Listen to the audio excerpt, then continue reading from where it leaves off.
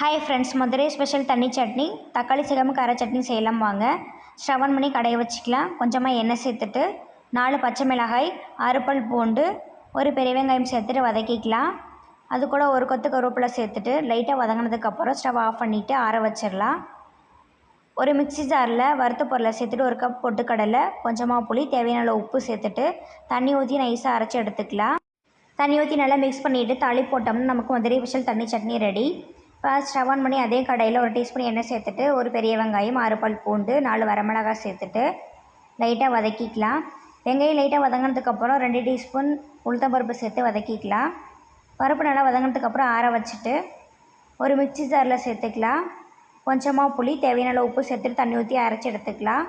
இதுக்கு இன்னும் எக்ஸ்ட்ரா தண்ணி ஊற்றி நல்லா மிக்ஸ் பண்ணி விட்டுட்டு எப்பயும் போல் ஒரு தாளி போட்டோம்னா நமக்கு தக்காளி சேர்க்காம கார சட்னி ரெடி ஆயிரும். கண்டிப்பாக வீட்டில் ட்ரை பண்ணி பாருங்கள். வீடியோ பிடிச்சிருந்தா லைக் பண்ணுங்கள், ஷேர் பண்ணுங்கள். தேங்க்யூ.